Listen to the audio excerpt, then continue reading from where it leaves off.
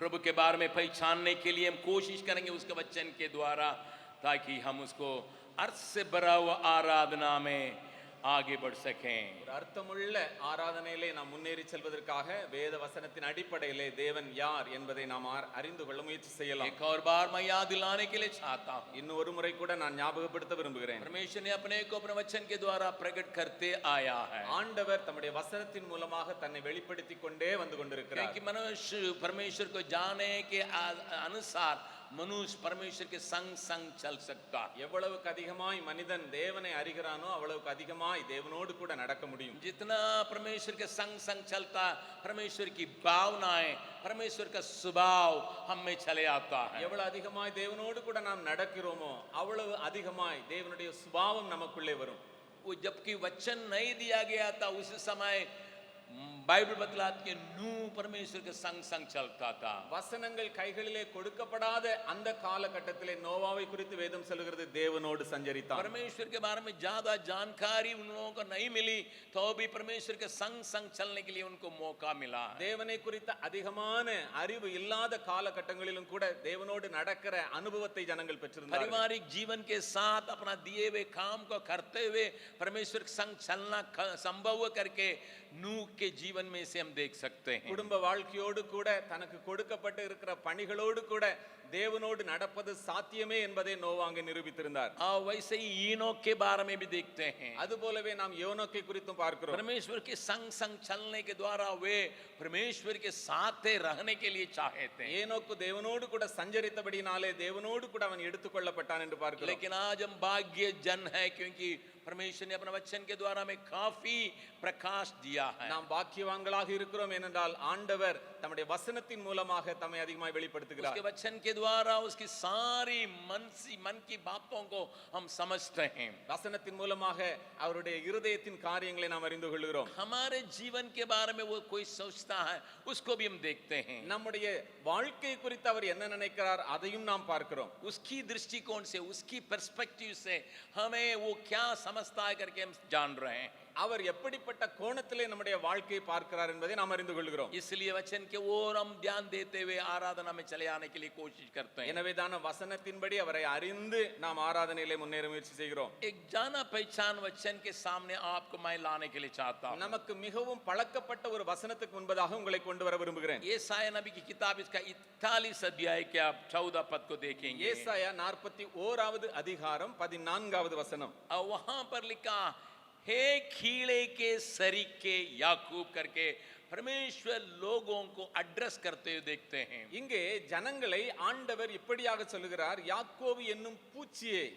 कीड़े सरीके याकूब करके ही उनको वो देख पा रहा है कि उनकी भावनाओं को समझता है. அவர்களுடைய காரியங்களை அறிந்தவராக யாக்கோபை ஒரு பூச்சியாக ஆண்டவர் பார்க்கிறார். क्योंकि 10 पद से लेकर अगर पढ़िएगा 10வது வசனத்திலிருந்து ஒருவேளை வாசிப்பீர்களானால் वहां पर एक डरा हुआ एक जाति पाई जाती है.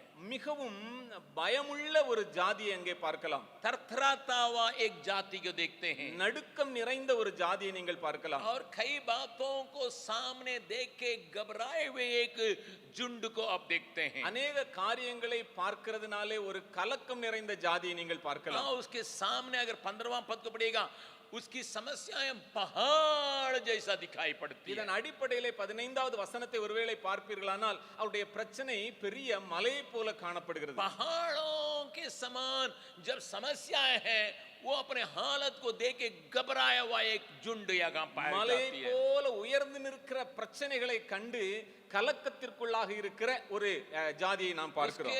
उसको पार करने के लिए ताकत नहीं है, அதை தாண்டி செல்வதற்கு பலன் இல்லை, या रास्ता देखने के लिए समय नहीं है, அங்கே பாதையை கண்டுபிடிப்பதற்கு நேரம் இல்லை. और उन सारी बातों से घबराया हुआ झुंड से परमेश्वर बातचीत कर रहा. அப்படிப்பட்ட காரியங்களினாலே கலக்கம் நிறைந்த ஒரு ஜாதியோடு ஆண்டவர் பேசுகிறார். और चारों तरफ शत्रुओं से भी घेरा हुआ है. நாலாபுரமும் எதிரிகள் மூலமாக சூழப்பட்டிருக்கிற நிலைமையும் கூட 11वां पद में देख सके. 11வது வசனத்திலே பார்க்கலாம். और कई लोग उसके ऊपर जल रहे हैं, அநேகர் அவர்களுக்கு மேலே எரிச்சலாகிற ஒரு காரியம், क्रोधित है அவர்கள் கோபத்தோடு இருக்கிற ஒரு காரியம், और झगड़ने के लिए तैयार है। அவர்கள் சண்டையிடுவதற்கு ஆயத்தமாய் இருக்கிற और காரியம். इन सारी बातों के बीच में एक छोटा सा झुंड पाई जाती है जिससे परमेश्वर बातचीत करता है। இப்படிப்பட்ட சூழ்நிலைகளுக்குள்ளாக வைக்கப்பட்டிருக்கிற சிறு கூட்டத்தோடு கூட ஆண்டவர் भाई बहन, பேசுகிறார். हमारा मन सा भी कभी कभी ऐसा हो सकता है। சகோதர சகோதரிகளே, நம்முடைய நிலைமையும் ஒருவேளை இப்படி இருக்கலாம். एक डराने की जगह पर हम पाए जाते हैं, நம்மை பயமுறுத்துகிற ஒரு சூழ்நிலைகளுக்குள் हमारे வைக்கப்பட்டிருக்கலாம். सामने की बातें दिखाई नहीं पड़ती होंगी, நமக்கு முன்பதாக உள்ள காரியங்கள் நமக்கு தெளிவில்லாமல் இருக்கலாம். हमारे सामने की चुनौतियां इतना भारी दिखाई पड़ता हो, நமக்கு முன்பதாக இருக்கிற சவால்கள் மலையை போல பெரிதா இருக்கலாம். उन समस्याओं को हल करने के लिए हमारे पास ताकत बिल्कुल नहीं रहती होगी। இந்த பிரச்சனைகளை தீர்த்துக் கொள்வதற்கு நம்மிடத்தில் பலனில்லாத ஒரு நிலை. और इसके अलावा हमारे विरोध में कई लोग भी खड़े हैं। அதோடு கூட நம்மோடு கூட எதிர்த்து நிற்பதற்கு ஒரு பெரிய கூட்டமும் எழும்பி இருக்கலாம். उस समय युद्ध करना, वहां 12वां पद में युद्ध करने के लिए लोग तैयार हैं, இங்கே 12வது வசனத்தில் சொல்லப்படுகிறது, அவர்கள் போரிடுவதற்கு ஆயத்தமாய் இருக்கிறார்கள். और लोगों के साथ युद्ध करने के लिए तैयार है। அவர்கள் ஜனங்களோடு கூட யுத்தம் செய்வதற்கு ஆயத்தம். इस वक्त में परमेश्वर के एक तसल्ली लायक वचन चले आ रहा है। இங்கே ஆறுதல் படுத்துகிற ஒரு வசனம் இந்த சூழ்நிலையிலே கடந்து வருகிறது. इस वातावरण को लेके हम 14 पद को पढ़ के देखेंगे। இந்த காரியங்களின் அடிப்படையிலே 14வது வசனத்தை பார்க்கலாம். परमेश्वर क्या कहने के लिए चाहता है? ஆண்டவர் என்ன சொல்ல விரும்புகிறார்?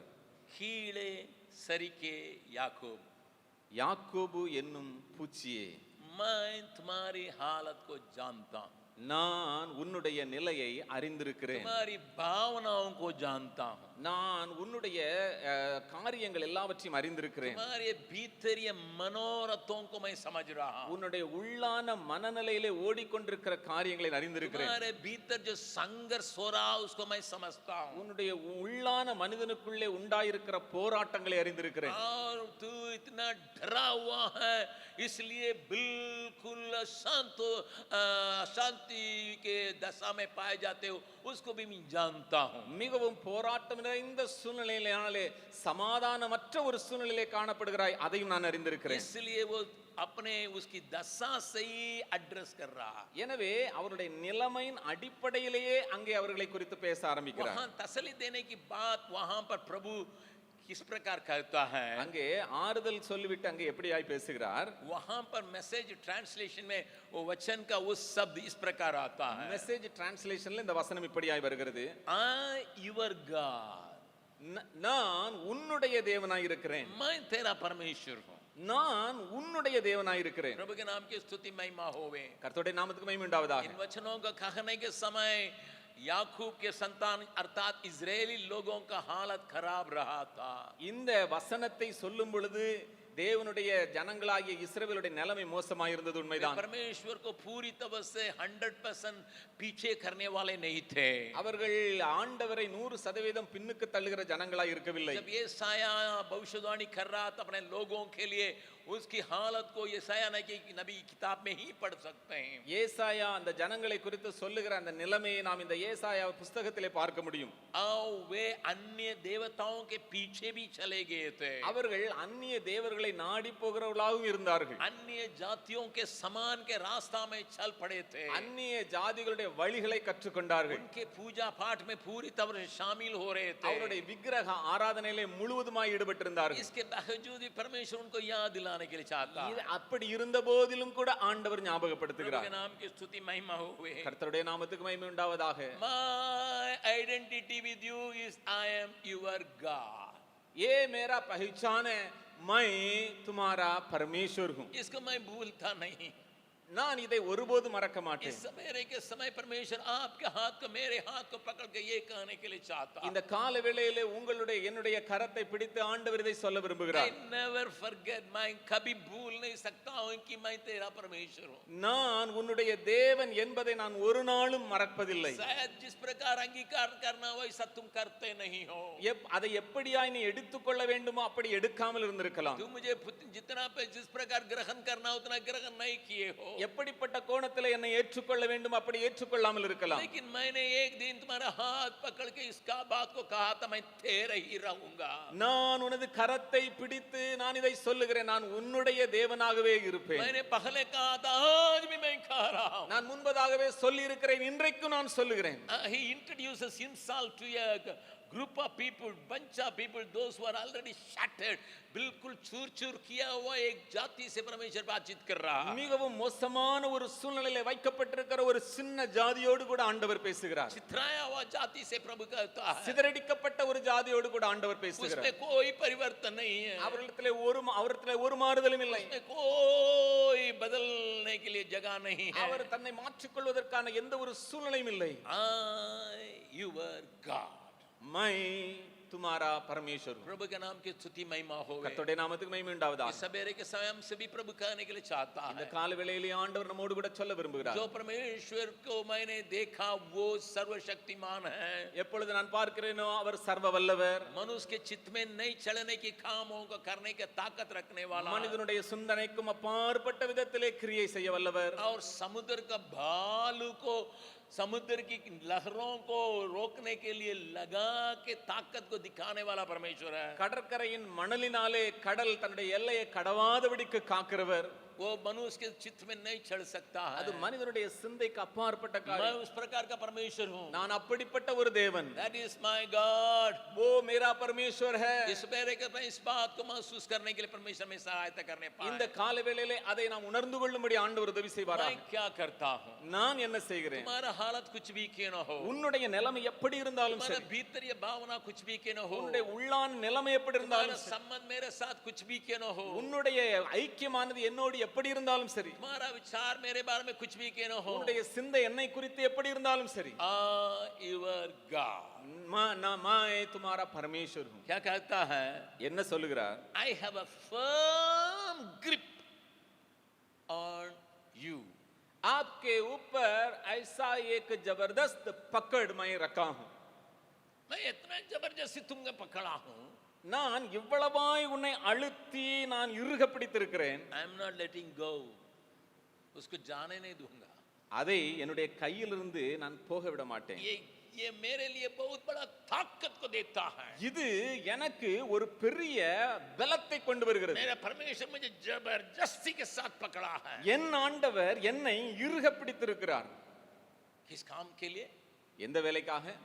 मेरे बारे में एक बहुत बड़ा योजना रखा है उसको पूरा करने के लिए. என் மீது ஆண்டவர் ஒரு பெரிய திட்டத்தை வைத்திருக்கிறார், அதை நிறைவேற்றுவதற்காக. आप जानते हैं कि हमारे विचार और परमेश्वर के विचार में कितना अंतर है. येसाया के द्वारा ही हम देख सकते हैं. ஏசாயாவின் மூலமாகவே நாம் அறிந்து கொள்ள முடியும் நம்முடைய சிந்தைக்கும் நம்முடைய நினைவுகளும் தேவனுடைய நினைவுகளுக்கும் இடையே உள்ள வித்தியாசத்தை. वो कहता है. அவர் சொல்லுகிறார்.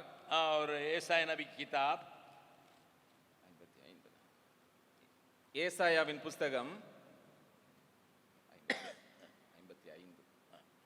55 अध्याय में 55வது அதிகாரம் 9वां पद में देखते हैं. 8 और 9 पद को देखेंगे. 8 9 வசனங்களிலே பார்க்கலாம். प्रभु के नाम की स्तुति प्रशंसा हो. கர்த்தருடைய நாமத்துக்கு மகிமை உண்டாவதாக. येसाया नबी की किताब उसका 55 अध्याय का 8 और 9 पद. ஏசாயா 55 8 9 வசனங்கள். मैं पढ़ रहा हूँ. मैं यहोवा कहता हूँ मेरे विचार और तुम्हारे विचार एक समान नहीं है.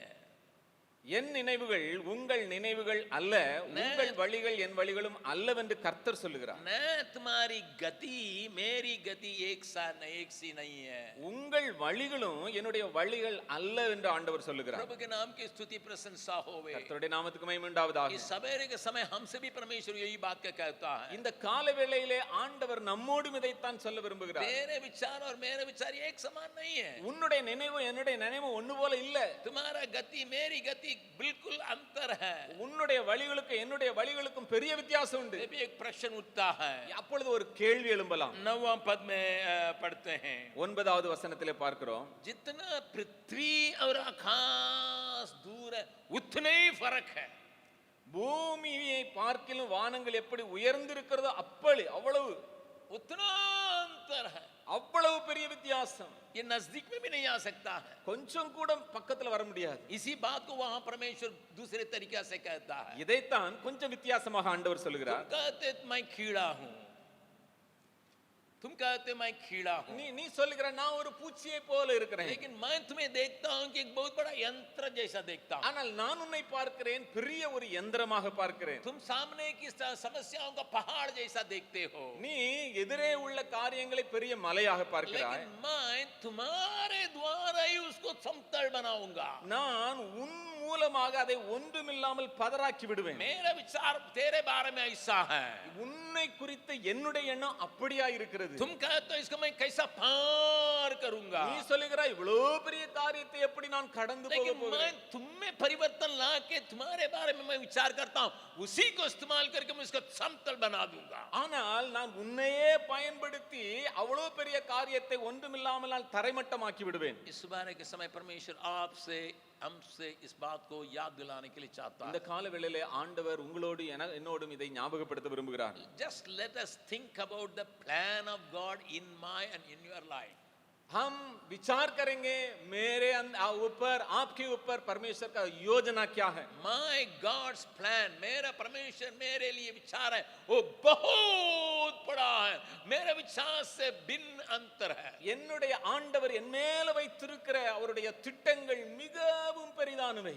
अब उसको हम तुलना नहीं कर सकते, அதை எந்த காரியத்தோடு நான் ஒப்பிட்டு பார்க்க उसको முடியாது. भूलने की वजह से घबराते हैं, அதை மறக்கிறபடினாலே நாம் கலக்கம் அடைகிறோம். उसको भूलने की वजह से ही हमारा दिल कच्चा हो जाता है, அதை நாம் மறக்கிறபடினாலே நம்முடைய இருதயம் மிகவும் இளைப்படைந்து விடுகிறது. उसको भूलने की वजह से ही हमारे अंदर घबराहट पूरी तरह से कायम रहता அதை है. மறந்து விடுகிற பொழுது நமக்குள்ளே பெரிய கலக்கம் நம்மை சூழ்ந்து கொள்கிறது. वहां मैसेज ट्रांसलेशन में ये लिखा है, அந்த மெசேஜ் டிரான்ஸ்லேஷன்ல இதுவும் எழுதப்பட்டிருக்கிறது. not only your feelings, तुम्हारा भावनाएं गलत है, உன்னுடைய எண்ணங்கள் மாத்திரம் தவறல்ல, you feel like a worm, நீ உன்னை குறித்த ஒரு பூச்சை மாதிரி நினைக்கிற. वहां पर एक और शब्द, you feel like fragile, टूटने लायक है. நீ இன்னும் நினைக்கிறாய் நான் உடைந்து போகக்கூடிய அப்படிப்பட்ட ஒரு நிலைமையில இருக்கிறேன் என்று. साधारण इंसेक्ट है जो बिल्कुल चूर चूर हो सकता है. அப்படி நினைக்கிறாய், ஏதோ விட்டா அப்படியே உடைஞ்சு ஒண்ணுமில்லாம போயிருவேன். Your faith is so weak, உன்னுடைய விசுவாசமானது மிகவும் பலவீனமாய் இருக்கிறது. your feelings are like that, உன்னுடைய எண்ணங்கள் அப்படி இருக்கிறது, your faith is like that, உன்னுடைய விசுவாசமும் அப்படி இருக்கிறது, your fragility is also like that. உன்னுடைய அந்த நிலைத்தன்மையானதும் அவ்வளவு பலவீனமாய் இருக்கிறது. You feel very uncomfortable, நீ முற்றிலும் ஒரு வித்தியாசமான ஒரு எண்ணமுடையவனாய் लेकिन இருக்கிற. मेरी योजना तुम्हारे लिए बदला नहीं है, क्योंकि मैं तेरा परमेश्वर ही रहूंगा.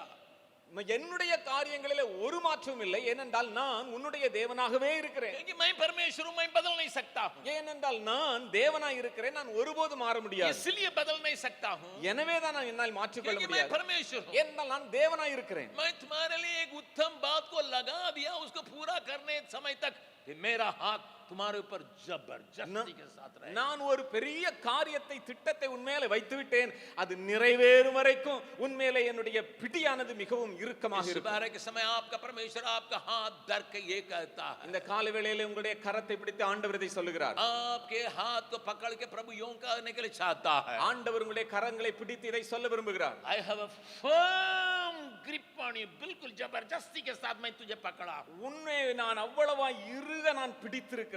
प्रभु के पास हम चले आएंगे, எப்பொழுது நாம் ஆண்டவரிடத்தில் வருகிறோமோ हम प्रभु से कहेंगे, அப்ப தேவனிடத்திலே சொல்லலாம், प्रभु हम कुछ भी क्यों न हो, நான் எப்படிப்பட்ட ஒரு நிலைமையில இருந்தாலும் சரி, हमारे भीतरीय भावना कुछ भी क्यों न हो, என்னுடைய உள்ளான எண்ணங்கள் எப்படி இருந்தாலும் சரி, मैं डर से घिरा हुआ हूं, நான் ஒருவேளை பயங்களினால் சூழப்பட்டிருந்தாலும், या मेरा विश्वास कमजोर है, ஒருவேளை என்னுடைய விசுவாசமானது மிகவும் பலவீனமாயிருந்தாலும், मेरा नेव हिल रहा है, என்னுடைய அஸ்திவாரமானது ஆடிக்கொண்டிருந்தாலும், मेरे आगे की बातें हमें बहुत घबराता है, என்னுடைய எதிர்காலத்தின் காரியங்கள் என்னை பயமுறுத்தி मैं கொண்டிருந்தாலும், उसको पार कैसा होऊंगा करके मैं संदेह कर रहा हूं, அவைகளை தாண்டி எப்படி செல்வேன் என்கிற சந்தேகம் எனக்குள்ளே இருந்தாலும், लेकिन मैं तुमसे कहने के लिए चाहता हूं, ஆனால் நான் உம்மிடத்தில் சொல்ல விரும்புகிறேன், आपका ஆண்டவரே, हाथ पकड़ के कहने के लिए चाहता है, ஆண்டவர் உங்களுடைய கரங்களை பிடித்து சொல்ல விரும்புகிறார், I grip you with a firm grip. मैं एक जबरदस्त पकड़ को आपके ऊपर रखा हूं। उसकी आराधना करने के लिए आप चले आए। நாம் அப்படிப்பட்ட தேவனை ஆராதிக்க You வந்திருக்கிறோம். can feel the nearness of your God. परमेश्वर का निकटता को आप समझ सकते हैं. It's not because of you, whether you are in the place where you must be, but it is He who is He. आप जिस जगह में हैं उसके चलते नहीं है, परमेश्वर किस प्रकार है उसके आधार पर है. एक और बार वो कहने के लिए चाहता है, இன்னொரு முறை கூட அதை நான் சொல்ல விரும்புகிறேன். हमारे विचार से हमारा विचार बहुत अंतर है। உன்னுடைய நினைவுகளும் என்னுடைய நினைவுகளுக்கும் பெரிய வித்தியாசம் உண்டு. तुम्हारे बातों से हमारी बातें बहुत अंतर है। உன்னுடைய வழிகளும் என்னுடைய வழிகளும் பெரிய வித்தியாசம் உள்ளவைகள். इसलिए घबराओ मत, எனவே தான் கலக்கமடையாதே. इसलिए घबराओ मत। எனவே நீ கலங்காதே. और तुम्हारे सामने की बातों को तुम देखोगे बिल्कुल शांत हो जाएगा। நீ முன்னாடி உள்ள காரியங்களை ஒருவேளை அறிந்து கொள்வாயானால் நீ மிகவும் நீ சமாதானமாயிருப்பாய். बिल्कुल समतल हो जाएगा நீ எல்லாம் சரியாய் சமாதானமாய் மாறிவிடும். और तुम फिर तुम्हारा परमेश्वर के ऊपर घमंड करोगे। நீ அதற்கு பிற்பாடு உன்னுடைய தேவனை குறித்து நீ பெருமை பாராட்டுவாய். इस बात को महसूस करके हम खड़े होकर आराधना करने के लिए जा रहे हैं। இந்த காரியங்களை உணர்ந்து கொண்டவர்களாக நாம் எழுந்து நின்று நாம் தேவனை ஆராதிக்கலாம்.